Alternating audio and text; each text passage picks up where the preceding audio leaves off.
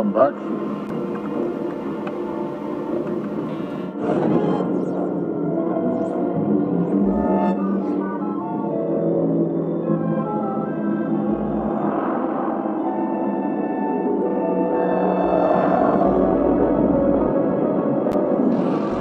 Let's look at a definition of will. This may help us to better understand. It's described as pure desire, the motivation or impetus within an individual that becomes awakened and harnessed when directed towards service and spiritual seeking. Will could also be seen as the attraction to the upward spiraling line of light, guiding spiritual evolution. It is the single measure of the rate and fastidiousness of the activation and balancing of the various energy centers. The will can be conscious or unconscious. The unconscious utilization of will possibly depolarizing the individual in their seeking. The faculty of will has been greatly enhanced by the veiling in conjunction with faith. The seeker's will is a vital aspect of many aspects of service and seeking, from the simple utilization of catalyst for evolution to the opening of a gateway to intelligent infinity. So the key point to remember is there's a discussion between desire and will. And while they're similar, it can be quite different. You can desire one thing and have a will for another. This energy, this idea, this movement within yourself to do or take some action comes from a desire or a will, a motivation or an impetus within you that becomes awakened and harnessed. But it can be towards anything, and the service that you're providing can vary in many different ways. What is it you desire? And then there is an energy that allows you to move towards that desire that you want. And this is a process of spiritual evolution, so it's obviously very important and key to understanding your spiritual path. The mind controls the body. With the mind single-pointed, balanced, and aware, the body comfortable in whatever biases and distortions make it appropriately balanced for that instrument, the instrument is then ready to proceed with the great work in regards to energy, powers, and healing. That is the work of wind and fire. The spiritual body energy is a pathway or channel. When body and mind are receptive and open, then the spirit can become a functioning shuttle or communicator from the entity's individual energy of will upwards and from the streamings of the creative fire and wind downwards. It's important because it's a portion of the soul. The soul uses the will as a shuttle to create the experiences that you have in your life. And it gives you the power and energy and focus of what you're doing in your life. The conscious statement of self to self of the desire to seek love is so central an act of will that, as before, the loss of power due to this friction is inconsequential, meaning that when you choose to seek out love, to be of service, it is an act of will. I believe the will is an important part of the manifestation process in creating your reality. It is an energy of creation beyond just the desire. The desire can be there, but you have no will to do it. So it's in combination with the will. You have this great desire to do something, and then the will is this energy that pushes you along to do that thing that you want. You can see the things that take away your will, even though you have a great desire to do something. And this can be anything that you want, anything that you're trying to manifest. And there are things that empower your will, and there are things that pull back on your will.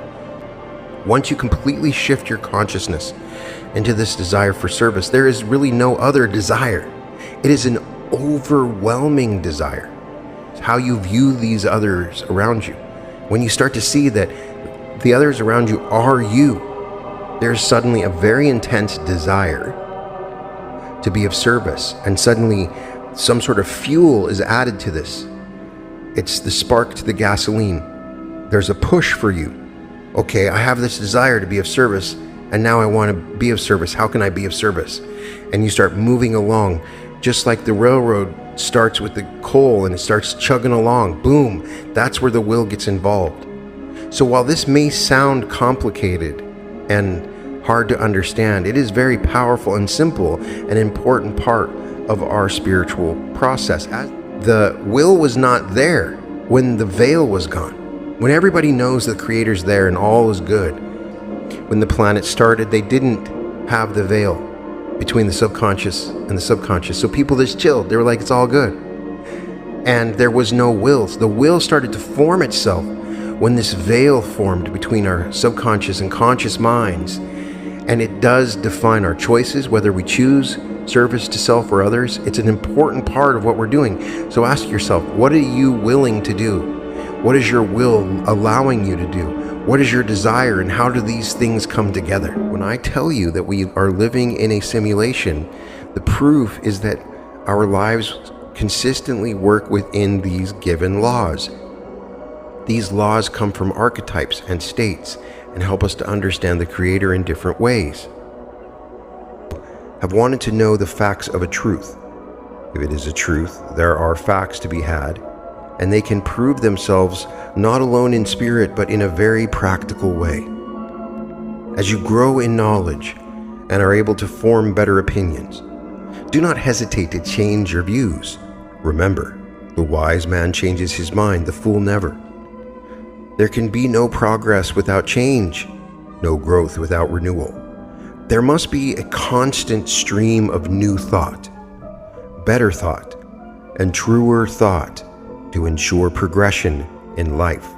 As soon as you perceive the better, let go of the old, grasp the new. To continue to hold on to the old and inferior when the new and superior is at hand is to retard growth, and to this one cause may be traced many of the ills of man. Proceed to use your thinking faculty and take care that it does not use you.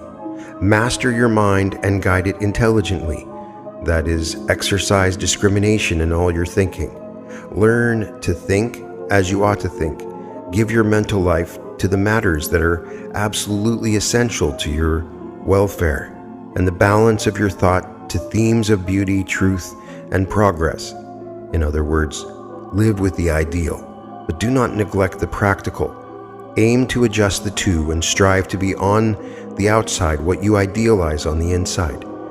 Your thoughts make you, and your ideals, principles, or ruling desires will determine your destiny. Learn to use your powers unless you wish to be used by them. Make a daily effort to use the knowledge you have gained. Try to improve upon all your opinions. Endeavor to obtain a truer and larger conception of each of your personal views. This process entails effort, but all such mental discipline is highly constructive. It leads to a steady increase of mind power. It is the mind that matters most among life's actualities. You may occasionally blunder. We are all inclined to do this more so in the earlier stages of our mental development. However, we learn by our mistakes. Then, by the constant use of our intelligence, we cause our faculties to grow so strong and alert that in time we are able to avoid further errors. Man's problems are mental in nature. They have no existence outside of themselves, and it has been discovered that nearly all will yield up their solutions when subjected to a broad and exact analysis. You can acquire this ability by studying the law of life and its modes of expression. Then, by constant effort, use your thinking faculty in constructive ways. As you work with these laws, have good and sound reasons for all the views you hold. As you try to find these, many of your old-time views will fall to pieces. Form clear and definite ideas regarding your convictions as to why you do as you do, and as to why you think as you think. Such practice is like conducting a mental house cleaning. The practice of clear thinking tends to clarify the mind, tones up the faculties, sharpens the perceptions, and gives one a stronger and better grasp of the basic essentials for larger, richer life. Clear and exact thinking is a very great necessity. It is in fact a sure means to advancement on the material as well as the spiritual planes. A line of distinction, however, should be drawn between mere surface thought, that is ordinary, trivial, and commonplace thinking, and real thought, which is associated with the understanding of truth. The latter is deep thinking which arouses dormant powers.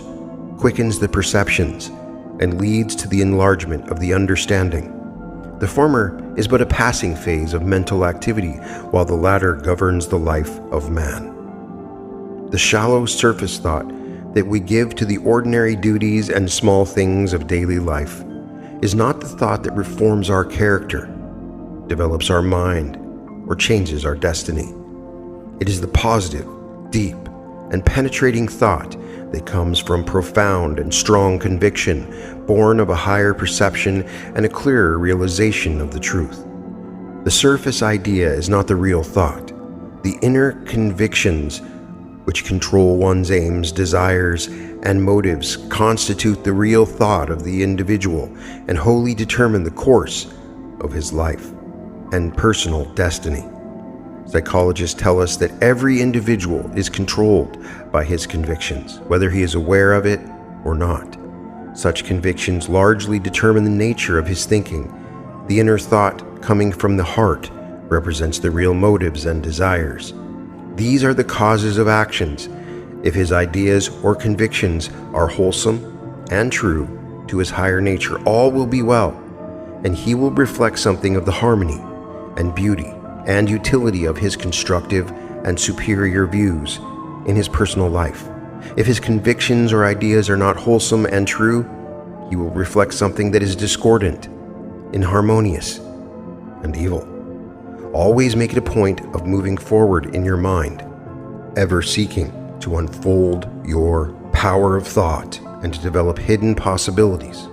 Learn to train the mind to clear and exact thinking. Your ability to do so will grow rapidly by regular exercise and discipline. No normal person wants to decrease in power and ability. Therefore, strive to cultivate your intelligence and to express better, bigger, and superior thought on all matters about which you may think.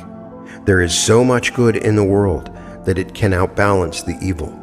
Therefore, you can go on thinking more constructive and good thoughts every day about yourself, your fellow man, life, and all natural things, to the constant enrichment of your mind and the improvement of your whole being.